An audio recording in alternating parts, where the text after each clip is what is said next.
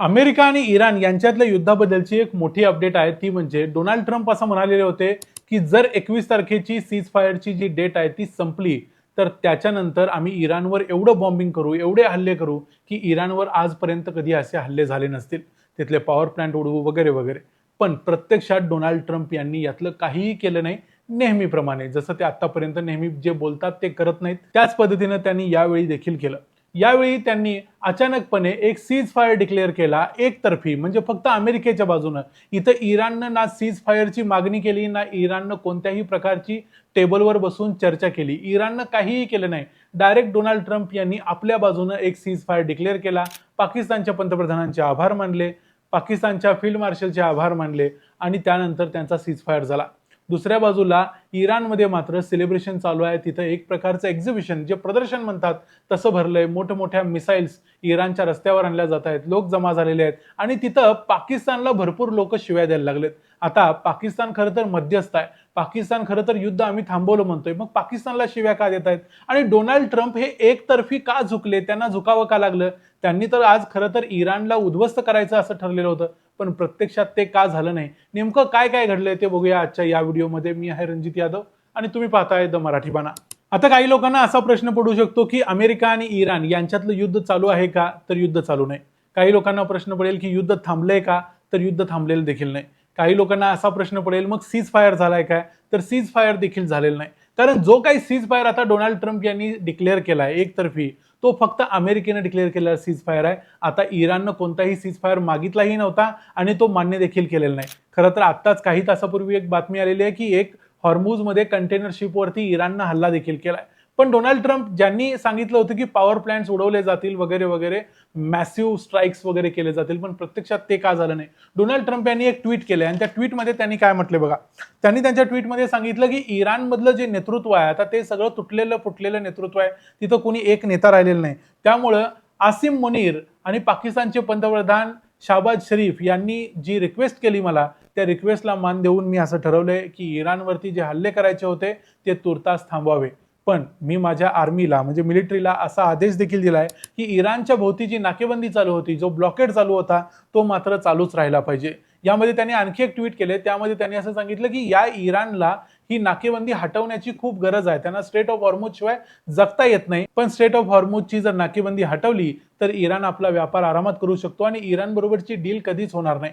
आता Donald Trump काही दिवसापूर्वी, 2च दिवसापूर्वी म्हणालेले होते की आजपर्यंत कधीही बघितली नव्हती जगानं अशा पद्धतीची डील होणार आहे. पण प्रत्यक्षात कोणतीही डील झाली नाही, चर्चा झाली नाही. 21 तारखेला काल पाकिस्तानमध्ये एक मीटिंग होणार होती. या मीटिंगला इराण आलाच नाही, पण तरी देखील सीज फायर झाला. अमेरिकेनं एक प्रकारे शरणागती पत्करल्याचं हे लक्षण आहे.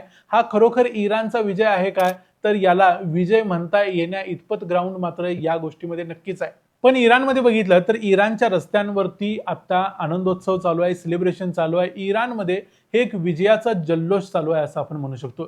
इराणच्या IRGCनं देखील तिथं मोठ्या मोठ्या मिसाईल्स रस्त्यावर आणलेल्या आहेत आणि त्याचं प्रदर्शन भरवून खुर्रमशार 4 वगैरे वगैरे, ज्यांची 2000 किलोमीटरची रेंज आहे. इराणला थोडक्यात असं दाखवायचं आहे की लोक आमच्या बाजूने आहेत, IRGCला लोकांचा सपोर्ट आहे आणि अजून देखील इराणकडे भरपूर फायर पॉवर शिल्लक आहे. हेच त्यांनी या त्यांच्या प्रदर्शनामधून दाखवलं आणि खरोखर इराणमधले लाखो लोक देखील यावेळेला रस्त्यावर उतरलेले दिसले. खरं तर जेव्हा ह्या घटना घडल्या, म्हणजे अमेरिका आणि इस्रायलनं हल्ला केला, त्याच्या अगोदर इराणमध्ये अनेक लोकांचं इराणमधल्या IRGC बद्दल आणि तिथल्या खामेनी यांच्या राजवटीबद्दलचं वाईट मत होतं. पण प्रत्यक्षात ज्या पद्धतीनं अमेरिकेनं हे कॅम्पेन चालवलं, त्या कॅम्पेनमुळं इराणमधली अनेक जनता किंवा अनेक लोक हे सरकारच्या बाजूचे झाले असं आपण आता म्हणू शकतो. इतके सारे लोक रस्त्यावर आले होते आणि इराणला हे देखील माहिती आहे की अमेरिकेनं जरी सीज फायर डिक्लेअर केला असला, एकतर्फी डिक्लेअर केला असला, तरी अमेरिका फक्त काय रिग्रुप करण्यासाठी किंवा परत एकदा आपले सगळे सैन्य वगैरे गोळा करून पुन्हा एकदा निकराचा हल्ला करण्यासाठी हे सगळं करतोय. त्यामुळे इराणचं म्हणणं आहे की तुम्ही जो ब्लॉकेड लावलाय तो ब्लॉकेड हटवा, तरच आम्हाला समजेल की तुम्ही खरोखर जो सीज फायर करताय तो खरा की खोटा. त्याशिवाय या सगळ्या गोष्टींना काही अर्थ नाही. आता डोनाल्ड ट्रम्प यांनी पाकिस्तानचे आभार मानल्यानंतर पाकिस्तानच्या पंतप्रधानांचं ट्विट येणं तर अपेक्षितच होतं. डोनाल्ड ट्रम्प यांच्या ट्विट नंतर लगेचच पाकिस्तानच्या शहबाज शरीफ यांनी एक ट्विट केले. त्यांनी म्हटलं की माझ्या आणि आसिम मुनीर फील्ड मार्शल यांच्या रिक्वेस्टला मान देऊन डोनाल्ड ट्रम्प यांनी सीज फायर घडवून आणला. प्रत्यक्षात पूर्ण युद्ध जरी थांबलं नसलं तरी सध्या जे काही थांबलंय याच्यामध्ये आणखी प्रयत्न करून पूर्णपणे शांतता नांदण्यासाठी रिजनमध्ये आम्ही प्रयत्न करू वगैरे वगैरे. म्हणजे पाकिस्तान सारखा देश रिजनमध्ये म्हणजे संपूर्ण भागामध्ये शांतता नांदण्यासाठी प्रयत्न करतोय, हा एक हास्यास्पद विनोद त्यांनी केलाय. पण दुसऱ्या वेळेला दुसरीकडे इराणला मात्र पाकिस्तानचा डबल गेम पूर्णपणे लक्षात आलेला आहे. आम्ही कालच्याच आमच्या व्हिडिओमध्ये म्हटलेलं होतं की पाकिस्तान एक्सपोज व्हायला लागलाय आणि कदाचित डोनाल्ड ट्रम्प पाकिस्तानवर आगपाखड करायला सुरुवात करतील पुढच्या काही दिवसामध्ये. आतापर्यंत ते फेवरेट फील्ड मार्शल वगैरे म्हणतायत, पण प्रत्यक्षात डोनाल्ड ट्रम्प यांनी आगपाखड केलेली नाही. डोनाल्ड ट्रम्प अजून देखील त्यांना चिकटून बसलेत, पण इराणला मात्र पाकिस्तानचा डबल गेम कळलेला आहे. आणि त्यामुळे झालंय असं, इराणमधले जो स्टेट मीडिया आहे, तिथले जे सगळे सरकारी न्यूज चॅनल्स आहेत, मेहर न्यूज किंवा IRNA वगैरे, या सगळ्या न्यूज चॅनल्सवरती आता या आसिम मुनीर यांची चर्चा चालू आहे. कारण आसिम मुनीर इराणमध्ये गेलेले होते, त्यांनी अब्बास अराघची यांची भेट घेतलेली होती. त्यावेळी त्यांनी काही गोष्टी सांगितलेल्या होत्या अमेरिकेच्या वतीनं. पण प्रत्यक्षात आता इराणियन स्टेट मीडियाचं असं म्हणणं आहे की पाकिस्तान इथं डबल गेम खेळला.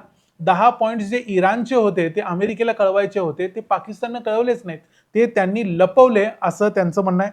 दुसरी गोष्ट, हा मध्यस्थ नाही आहे, म्हणजे पाकिस्तान मध्यस्थ नाही आहे, तर तो अमेरिकेचा एजंट आहे असं या इराणियन मीडियाचं म्हणणं आहे. याशिवाय त्यांनी असंही म्हटलंय की अमेरिकन अजेंडा रेटण्यासाठी आसिम मुनीर हे इराणमध्ये आले होते आणि अजूनही या सगळ्या शांतता चर्चेच्या निमित्तानं आसिम मुनीर आणि पाकिस्तान हा अमेरिकन एजेंडा रेटण्याचाच प्रयत्न करतोय.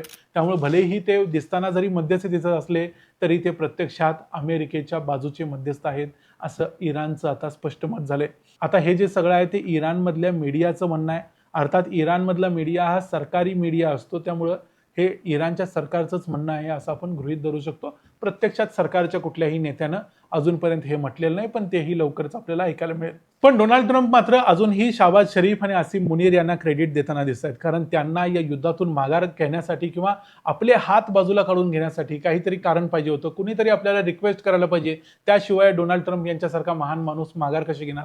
त्यामुळे माघार घेण्यासाठी कारण म्हणून त्यांची नावं कधीही घेतली तर चालतात, ते नाराज देखील होत नाहीत, त्यांचं नाव घेतलं तरी काही अडचण नसते. त्यामुळे त्यांनी त्यांचं नाव परत एकदा घेतलंय आणि माघार घेतलेली आहे. पण डोनाल्ड ट्रम्प यांनी आपली स्ट्रॅटेजी आता थोडीशी बदललेली आहे. त्यांच्या आणखी जे काही ट्विट्स आहेत त्याच्यामध्ये असं समजतंय की त्यांनी आता इकॉनॉमिकली इराणला संपवायचं ठरवलेलं दिसतंय. कारण या युद्धामध्ये त्यांचे हात जवळजवळ 40 दिवस अडकलेले होते आणि ते हात त्यांनी कसे बसे बाहेर काढले. आता परत एकदा त्यांना ते हात आत घालायचे नाहीयेत, म्हणून त्यांनी कितीही पॉवर प्लांट उडवतो वगैरे म्हटलं असलं तरी प्रत्यक्षात ते उडवले नाहीत, कारण त्यांना तशी चूक आता पुन्हा एकदा नव्यानं करायची नाही. त्यामुळे त्यांनी स्टेट ऑफ हॉर्मुझ मधला जो ब्लॉकेड आहे तो चालू ठेवलाय, तो त्यांनी चालू ठेवणार असं सांगितलंय.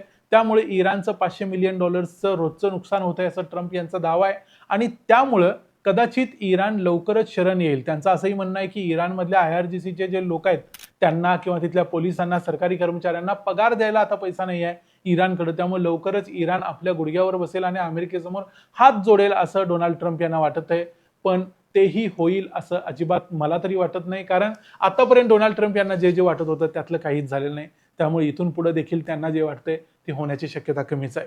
या व्हिडिओमध्ये इथंच थांबूया. हा व्हिडिओ तुम्हाला कसा वाटला, या व्हिडिओमधली माहिती तुम्हाला कशी वाटली ते आम्हाला कमेंट्समध्ये जरूर सांगा. व्हिडिओ आवडला असेल तर व्हिडिओला लाईक करा, चॅनलला सबस्क्राईब करा. पुन्हा भेटू पुढच्या व्हिडिओमध्ये. तोपर्यंत पाहत राहा द मराठी बाणा. जय हिंद, जय महाराष्ट्र.